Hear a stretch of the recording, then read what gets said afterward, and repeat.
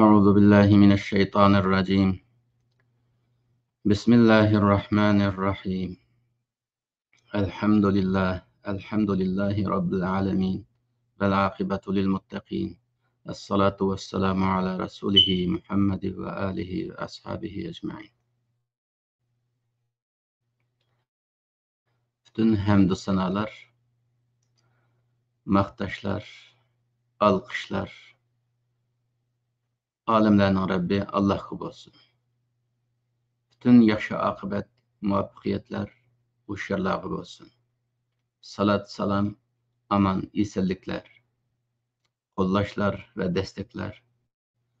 O Allah'ın peygamberi, bizning rahberimiz Muhammed Aleyhisselam'a, onun ailesiga, onun sahabelerine ve kıyametkice onun yoludan mangan yoldaşlarına olsun. Amin.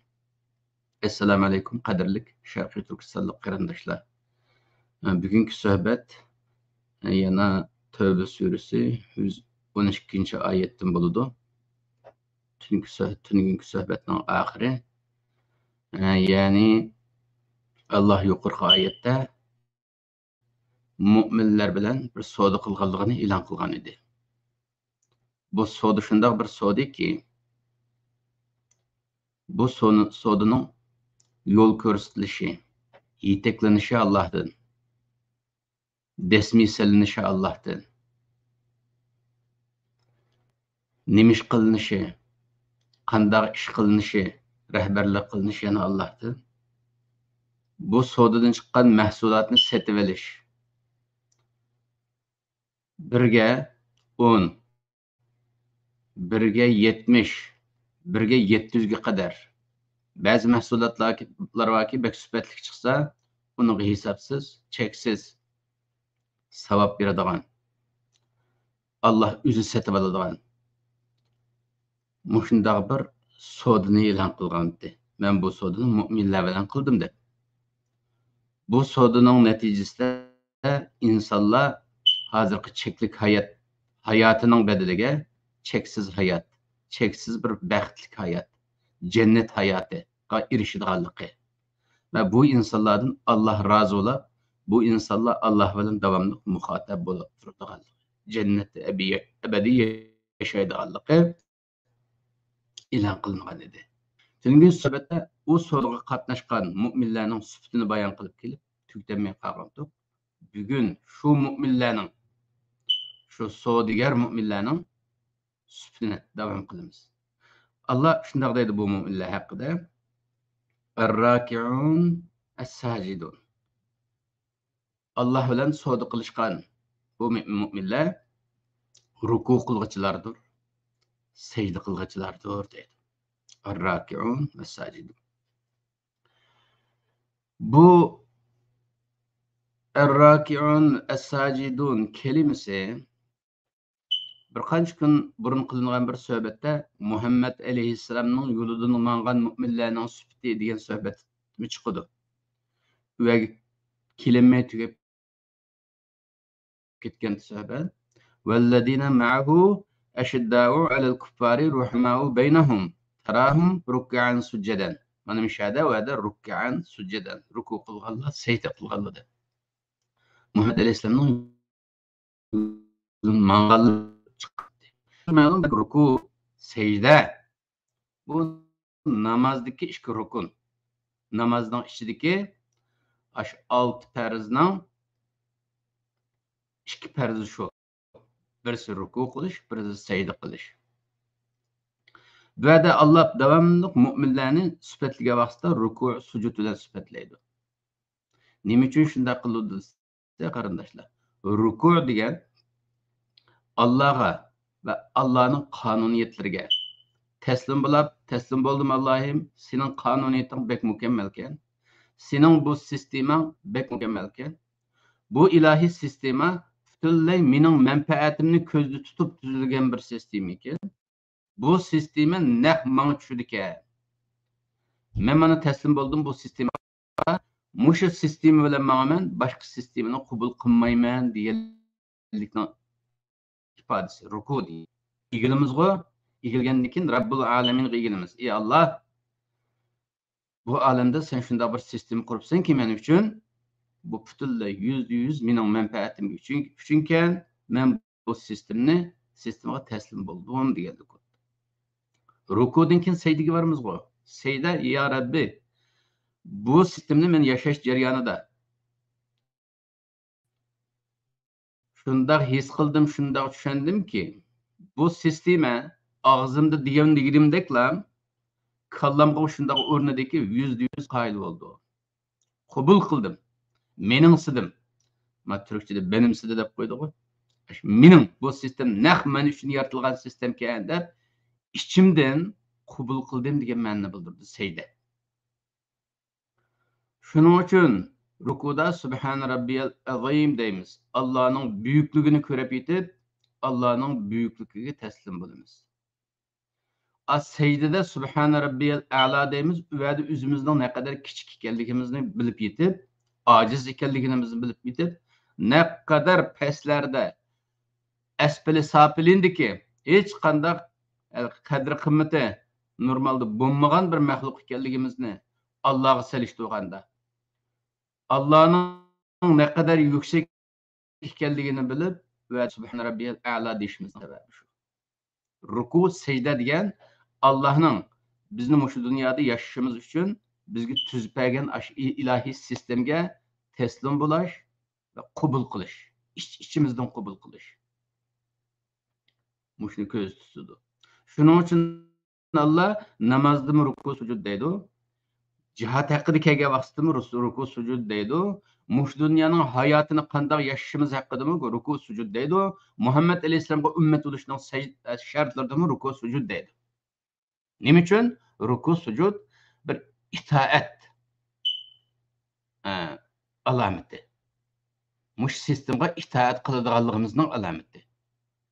Bir intizomchanlikning alomati. Ey Alloh, agar bu dunyo urush maydoni bo'lgan bo'lsa, kurash maydoni bo'lgan bo'lsa, bu dunyoda men o'sha islomiy sistemga, islomiy intizomni qabul qildim. Sen o'sha dunyoga tushirib qo'ygan, bizga bergan sen o'sha ilohiy intizomingni qabul qildim. Chunki men bu yerda urush maydonida bo'lgandan keyin, demakki men bir askar. Askarda intizomsizlik bo'lmaydi. Shuning uchun men sening intizomingni qabul qildim deganlik bo'ladi. Tasavvur qilib boqaylik qarindoshlar, bu dunyoni kurash maydoni dedik, urush maydoni dedik. Dushmanlar bilan urushimiz dedik. Ichki dushmanni nafsimiz dedik. Anondan keyin yana bir ruhiy dushmanni shayton dedik. Tashqi dushmanni Xitoy tajovuzchilari dedik. Endi Xitoy tajovuzchilari o'zgarib turdi-ku. Hammadan Xitoyni dushman deb turib olmaydi.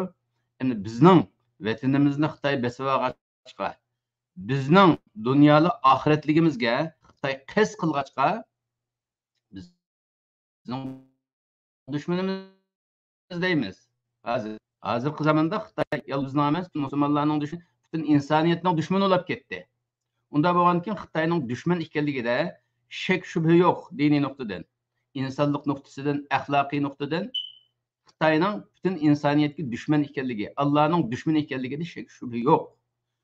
Bunda shak shubha yo'q bir maydonda, urush maydonida unchalar dushmanimiz yo'q bo'lsa, biz askarlarda intizom bo'lmasa, itoatmanlik bo'lmasa, ma urushda g'alaba qilg'ili bo'lmaydi. G'alaba qilg'ili bo'lmaganidan keyin shuning uchun Alloh bu yerda ruku, sajda degan ikki dona intizomni tushirib qo'yganlar. Shuning uchun bu ilohiy sistemda ma'ni qilish lozim degandan keyin amanna va sallamna deb ruku qilamiz, taslim bo'lamiz, sajda qilamiz, qabul qilamiz. Shuning uchun bir mu'min uchun nima deydi Alloh Qur'onda? Va mu'min idza qadallohu va rasuluhu amran ay yakuna lahumul khiyaratu min amrihim. Allah va Allohning rasuli bir narsani amr qilsa, ma'ni qilishimiz kerak desa, bir mu'min bo'lsin, mu'min er kishi bo'lsin, ayol kishi bo'lsin, uning qilmaslik ixtiyorligi bo'lmaydi. Mu'min bo'lgandan keyin iymon sharti bilan bu sistemga kirgandan keyin men qilmasam bo'ladi. Boshqasi qilib tursa bu tasga men o'tdim deb sabab ko'rsatib bosh tortish haq huquqi ixtiyorligi bo'lmaydi deydi Alloh Qur'oni Karim sura Ahzobda. Nima uchun? Mu'min bu dunyodagi bir jangchi. Nefsimizni yengishimiz lazım, şeytanni yengishimiz lazım, Xitoy tajovuzchilarini yengishimiz lazım. Nima uchun bu kadar intizomchan yashaymiz bu dunyoda?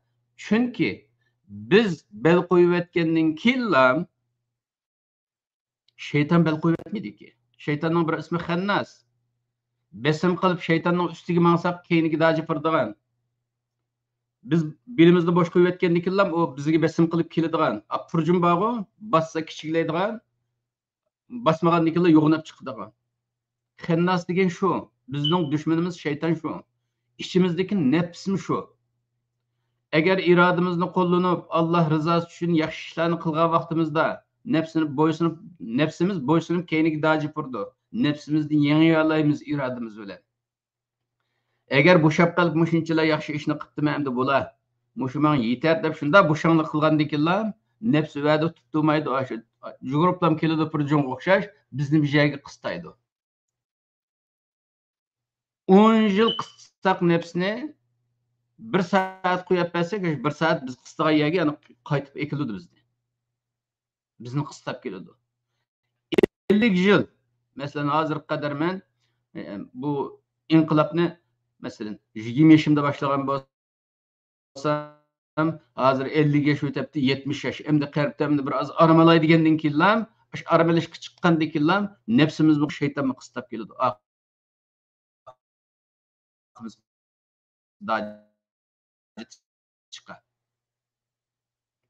Xitoy tajovuzchilarga o'xshash. Bizning tariximiz, hatto Türk tarixida Xitoylarda urushlar o'tgan. Xitoy Türk ulusining, Türk millatining, Uyg'ur millatining tarixiy dushmanimiz. Hozir qadar Xitoyning dushmanligi to'xtab qolyapti bizga. Biz bo'shanlik qildik, ustimizga minib hozir o'lim farmoni e'lon qilib ijro qilyapti, irqiy qirg'inchilik qilyapti. Dushman degan shunda bo'lgandan keyin biz bu dunyoda bo'shanlik qilsak, intizomni qilsak mag'lub bo'lib ketamiz. Mag'lub bo'lsak nima bo'ladi? Sodada tutanmaymiz. Sodada tutanmagandan keyin nima bo'ladi? Allah bizdan rozi bo'lmaydi. Mahbubimiz Allah bizdan rozi bo'lmaydi. Rozi bo'lmagandan keyin bizni jannatga emas, ahlatxonaga aytadi. Allah o'zining ahlatxonasi va jahannam deb ataladigan, kerak kelmaydigan narsalarni, keraksiz narsalarni jahannamga yetkazadigan bir narsa. Bir yer var. Allah bizlerini şu yerden saklap kalsın. Şunun için karındaşlar ve de er-raki'un es-sacidun diyen bütün emri fermanlarını, Allah'ın emri fermanlarını intizam içinde kabul kılıdığan, intizam içinde teslim bulunduğan, hemen şu herbilik, askerlik duygusu bilen uruş, küreş şuuru bilen icra qilib mangadiganlar degan gap. Anandan keyin yana bir sifati el-amiruna bil ma'ruf. Ma'rufga amr qiladiganlar. Ma'ruf degan nima? Ma'ruf degan arafa yildizidan urf. Va amr bil urf deb chiqadi, urf. Ya'ni hammadan tunigan, hammadan buzilmagan tabiati qabul qila oladigan narsani urf deyiladi. Tabiat tunigan. Kompüter işletmeli bulusluğu. Mesela bir programma alıp kalsak başka sistemden hazır bizning kompüterimizni tunimaydi. Tunug'ulunmaydi. Tunishi uchun o'xshash sistemdan olishimiz lozim. Bu Allah bizga ma ishimizga fitrat deydigan bir kompüter sistem qo'yib qo'yganlik. Agar buga ilahiy programma qachilmasak, bashariy yoki insoniy, nefsani, şeytani, deccali, tağuti fikrlarni qachilagandan keyin fitrat qabul qilmaydi.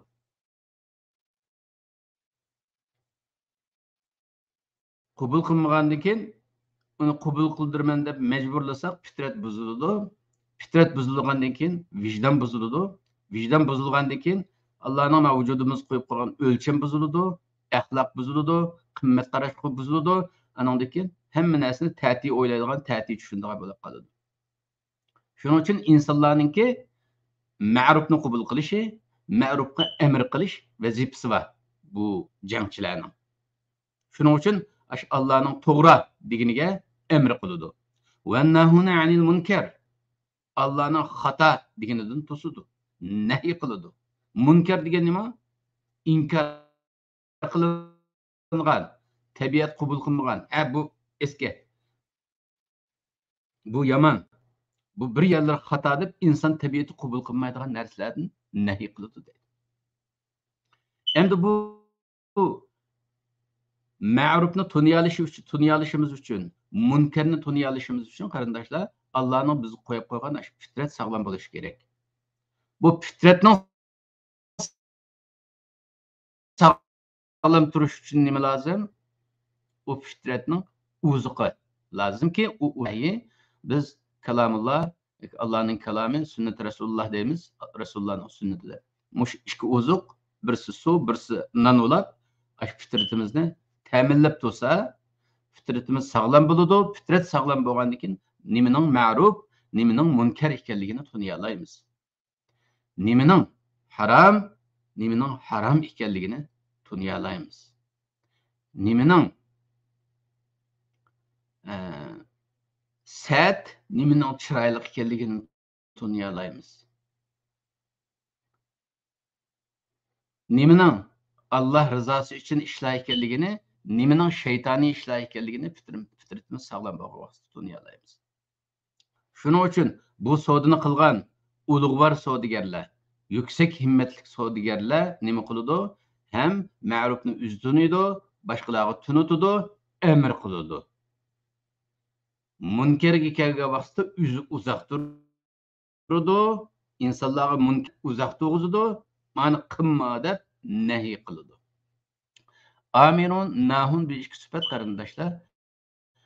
Buni ijro qilish uchun qarindoshlar, bu mu'minlarda hokimiyat bo'lishi lozim. Chunki hokimiyatsiz ikki vazifa aqmaydi. Mesela hozir bizningki hokimiyatimiz yo'q, davlatimiz yo'q, hech nimamiz yo'q.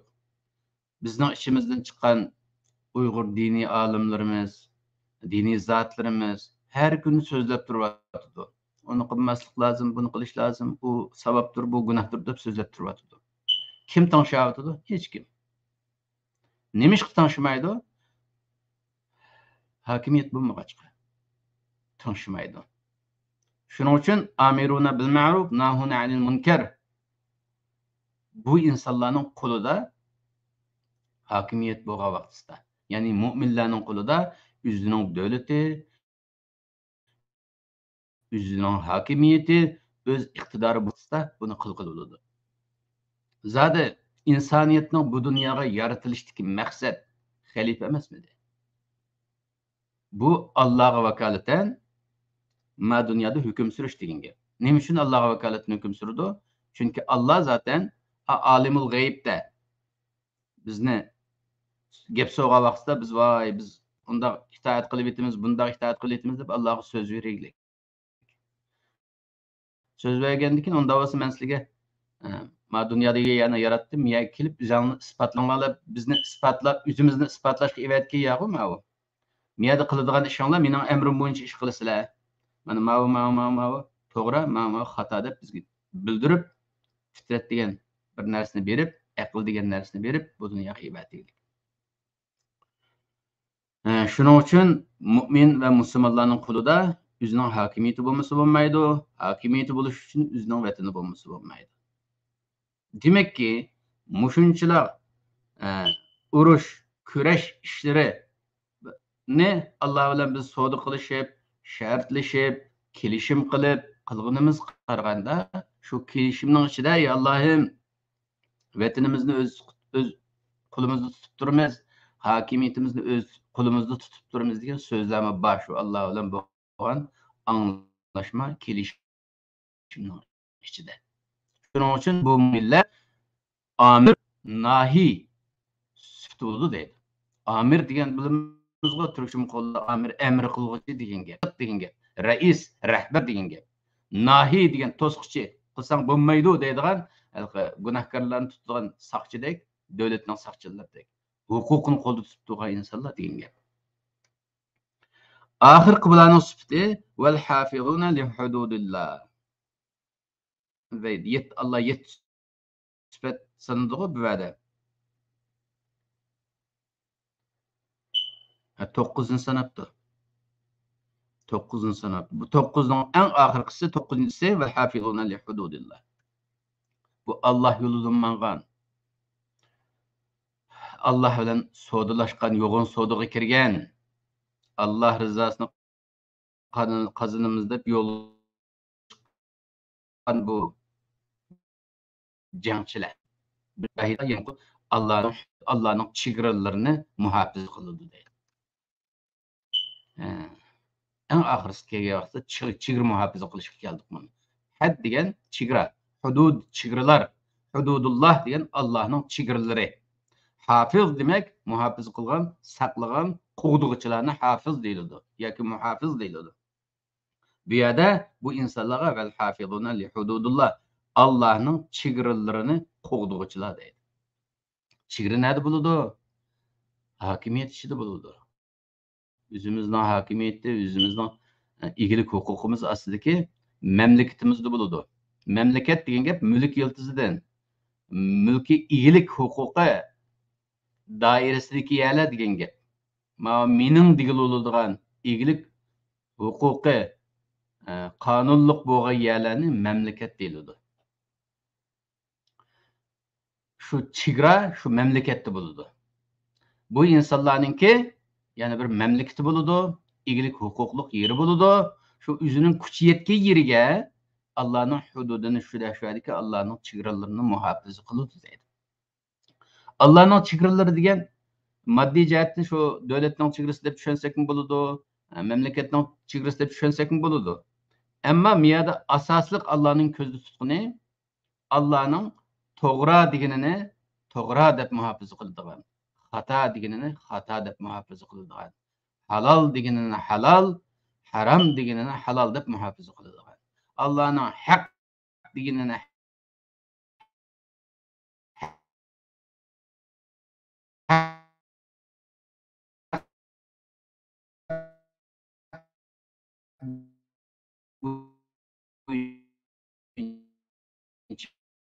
batıl deganini batıl peti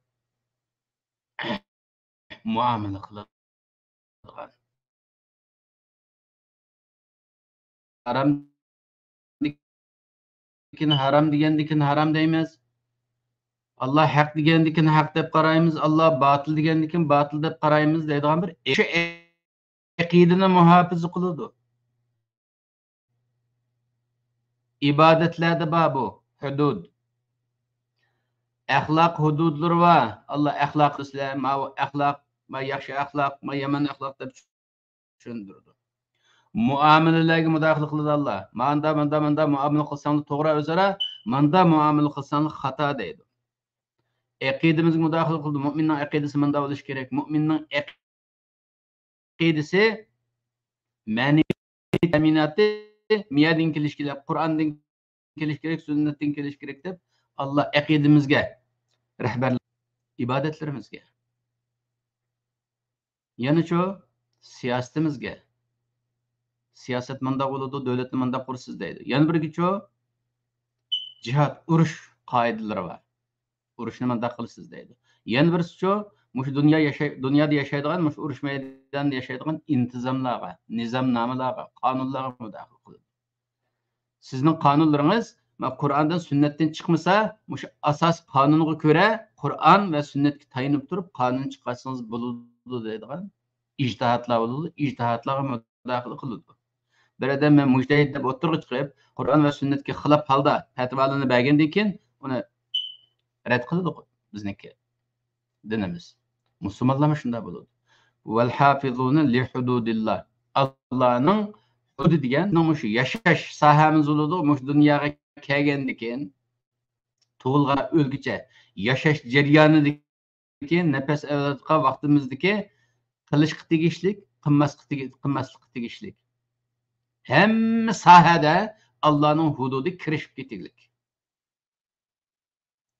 Unda bo'lgandan keyin mavi savdogarlar, mavi askarlar, mavi jangchilar Allah'ın jangchilari qanday qiladi?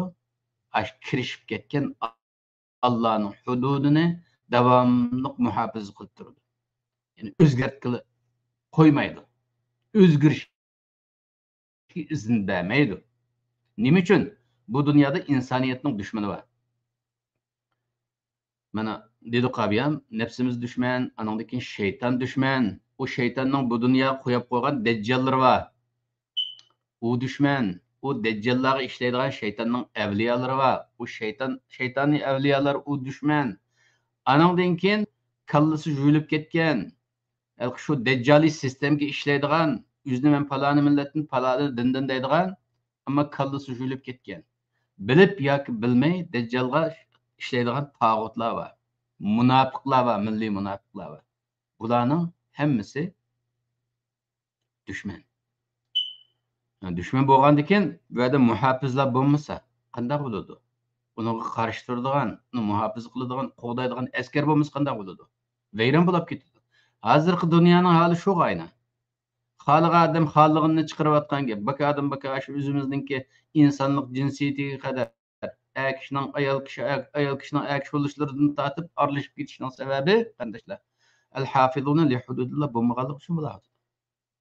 O'zimizning erkakligimizga, ayolligimizga ega chiqolmaydigan holga kelib qolyapmiz. O'zimizning ailemizga, balchaqalarimizga ega chiqolmaydigan holga kelib qolyapmiz. O'zimizning millatga, o'zimizning davlatiga ega chiqolmaydigan holga kelib qolyapmiz. Nima uchun? Hafizuna li hududillah bo'lmaganligi uchun. Biz shu safga kirmaganligimiz uchun. Sirtda turib olib, mening qo'limdan nima ish kelibdi? Men nima ish qila oldim deb, sistemning sirtiga chiqib olib, qaqshaydiganlar jiqlab ketganlikdan bo'layotgan ish. Masalan, bek muhim bir mashinaning bir parchasi bor deyli. U parcha shu joyiga qo'yilmasa hech nimaga yaramaydi. Shu motorni cho'g'iltayotgan bo'lsin yoki transmissionning bir parchalari bo'lsin. Nemisi o'zi shu bundan qat'iy nazar, uni minglarcha dollarga olayli, bek muhim ishlaydigan yangi bo'lsin, ammo sistemning ichiga qo'ymasak, joyiga qo'ymasak ishlamaydi u. Biz qanday o'qib ketgan bo'layli, qanday musulmon bo'lib ketayli, qanday bilimimiz bo'lib ketsin, ilohiy sistemning ichiga chiqmasak, men milliy mustaqilligimizni asliga keltiradigan harakatning ichiga kirmasak, vazifa olmasak, hech nimaga yaramaymiz. Shu sirtda turib, tillashdan boshqa hech nimaga yaramaymiz. Unda qilsa olmamdi, bunda qilsa olmamdi, tanqidlashdan boshqa bir ishga yaramaymiz. Chunki sistemning ichida bo'lmagandan keyin ishga kerak kelmaymiz. Shuning uchun qarindoshlar, shu Alloh mishada bizga sanab berayotgan, Alloh danglayotgan mushu savdogar, ulug' savdogarlar, mushu ulug' jangchilar, ulug' kurashchilarning orasidan bulayli, shularning qatoriga kirayli deydigan bo'lsa, qarindoshlar, bir yerdan boshlashimiz lozim ya. Biz Sharqiy Turkiston xalqi bo'lish sifatimiz bilan o'zimiz eng ishongan insonlarning qishig'i borayli. Zot bilmagan odamga ishongan bo'lmaydi ya. Ishongan odam bilan bir guruh qurib, Sharqiy Turkistonning mustaqilligini asliga keltirish harakatiga qatnashsak bo'ladi. Barabar kengraymiz, ishning ichiga kirgandan keyin bir yerda tunishadigan ish chiqadi. Bir yerda yo'limiz kesishadi. Sen Bamitning qarindishim deb quchoqlashib, yo'g'nab mağdigan ish. Hozir kichik bo'lgan bo'lsak, yo'g'inimiz Allohning izni bilan. Aldı bilan Allohning rahmati bir kelsin bizga. Allohning mag'firati bir başımızga kelib, gunohlarimizni bir mag'firat qilib etsin. Ham ma bandalarim deb bo'pti. Shunchalar yalvargandan keyin bo'pti, mag'firat qilay, kechirim qilay, gunohlar bo'lgan bo'lsin. Afv qilay desin Alloh. Uningdan keyin shu bahor kelgan vaqtida bütün gulgiyalar ochilib ketgandek, bütün hasharotlar tirilib, ya'ning tegidan chiqib ketganda qarindoshlar, bizning o'lgan ruhlarimiz tiriladi, ma'naviyatimiz tiriladi, axloqimiz tiriladi, vijdonimiz tiriladi. Hammamiz tirilib ketgandan keyin hammamiz kerak keladigan insonlar bo'lamiz. Hozirgidek janjallar bo'lmaydi. Shuning uchun qarindoshlar, Allah mushu sifatlarni qo'lga keltirganlarga nima deydi oxirsida? Va bashiril mu'minin. Ey inson, mandat mu'minlarga xush bishoratlar. Sizlarni Alloh rozi, mana ma jannat sizlarningki, mana ma savdoda sizlar g'alaba qildinglar. $1 savdo bilan milliarder bo'ldinglar deb xush bishoratni va dunyolikni, oxiratligini qozonganlar mushu deb Allah bizga bu dunyo, bu oyatni shunday oyoqlashtirdi. Qarindoshlar, Allah bizlarni o'zi sanagan taibunlardan qılıversin.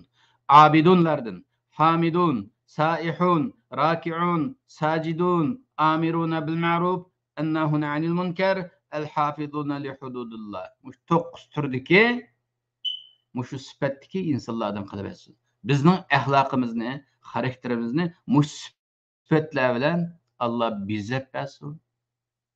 Allah kuchlantirib bersin. Allah bizni shu g'alaba qilgan. Shu ulug' savdogarlarning qatorisidan, shu ulug' mujohidlar, ulug' jangchilarning, ulug' kurashchilarning orasidan qilib bersin.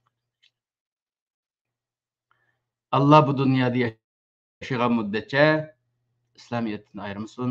Vefat bulacağın çağımızda tövbe ve imandan ayırmasın. Subhan rabbike rabbil izzati amma yasifun ve selamun alel murselin velhamdülillahi rabbil alemin.